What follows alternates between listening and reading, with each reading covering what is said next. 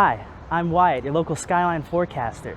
In the previous episode, we talked about all the immediate plans for Skyline's future, including stations that go all the way to the Civic Center, and maybe even Ala Moana someday. But imagine, it's sometime in a very optimistic future. All these stations have already been built, and new plans emerge to extend the Skyline even further than where we've already discussed. Where might those extensions go? Well, one option is to continue building further east.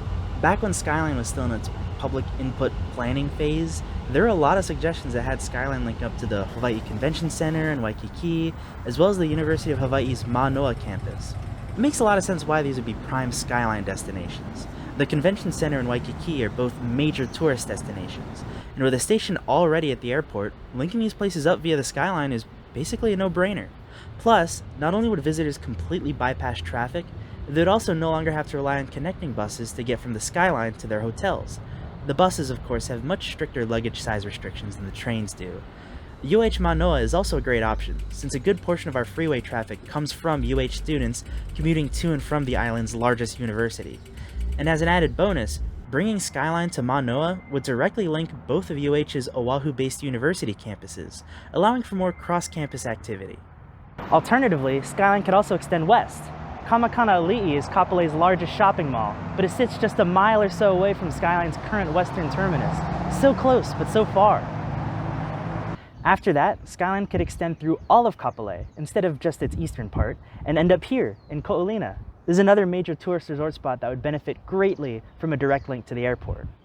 We could even extend Skyline all the way to the west side. There are large population centers out here, and while they used to have rail, nowadays their only choice for transportation is Farrington Highway. This is the only road that connects the west side to the rest of the island, so the people living here could really stand to benefit from an alternate way to get into town. Besides that, I don't know, there's Ewa Beach. It's a big community which Skyline completely swoops around in order to get from Kapolei to Waipahu. And there's also Salt Lake, another big community which Skyline swoops around in order to get to the airport. Oh, and there's also that massive park and ride garage that they're supposed to build at Waiawa, the Pearl Highlands station. That was meant to serve commuters coming in from central Oahu. It got cut from the project alongside the Kaka'ako and Ala Moana stations in order to keep the budget in check. You can actually see remnants of it at Waiawa station. See how there's this driveway that awkwardly cuts off into thin air? You know, that's also probably why Waiawa station is so much larger compared to all the other stations. It was probably meant to accommodate a lot more people. Anyway, maybe they could bring that back. Or heck, why not just build a line going through central Oahu? Mililani and Wahiawa are big population centers after all. Or how about a line going through the windward side? There are huge population centers out there. Or how about a line around the North Shore? Or the whole island?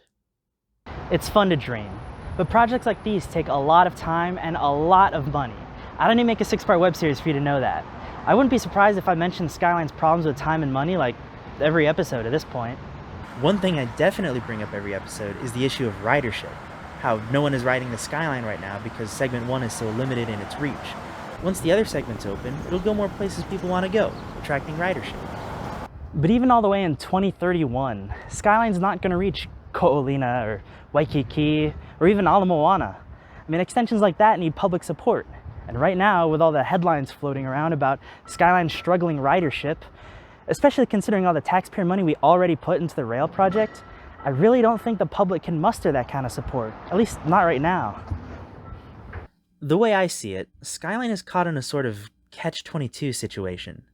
Skyline can get more ridership if it grows, but it can only grow if it has public support. But it can only get public support if it has more ridership, which it can only get if it grows. So, what to do? You know, the first time I learned about the rail project, I was in 5th grade. So this is around the time that HART finally got approval to finally begin construction for the first time. This was 2011, 2012 maybe. For reference, it's 2024 now, and I'm about to graduate from college. Anyway, I remember even back then, our teacher introduced the project to us 5th graders as something people have been talking about for a long time now. If that's any indication of how long people have been talking about the rail. I remember talking to family and friends and teachers and asking them what they thought of the rail and getting back all sorts of strong opinions, you know? The rail is gonna fix traffic. Oahu is a concrete jungle. Do we need more development? The rail is too expensive. We're not spending enough money. It should go this way. No, the rail should go that way. Whatever, you know? But nowadays, I don't really get those strong opinions anymore. And now, whether it's online or in person, all I hear is the Skyline. That sure is where we dumped all our tax dollars, huh? And for what? I think this is why I wanted to make this series, deep down. After we spent all this time and money, after we watched all the drama around Hart's management of the rail project, after our businesses and commuters put up with all this construction, the rail finally opens in spite of all of that, and its ridership tanks after the first couple months, and pretty much flatlines ever since. How can you not be apathetic after all that? It's easy to consider Skyline a failure in our investment as a community. And sure, Skyline's had a slow start, but when you consider all the things Skyline could do for us in the future now that it is here, giving our economy a boost, providing an alternative commute to sitting in traffic, linking our communities with emissions-free transportation, I can't help but suspect that this collective apathy around Skyline is, in some part, a result of nearsightedness. An assumption that Skyline, as it is now, is Skyline as it always will be. But that couldn't be further from the truth. Skyline is still less than half the size it will be one day, maybe even less so. There's still so much room for potential, so much room for growth. But remember, that growth only comes from public support, and apathy kills public support. So if you're a fan of the Skyline, even just a little bit, consider spreading the word on the different ways in which having Skyline can be beneficial for our communities.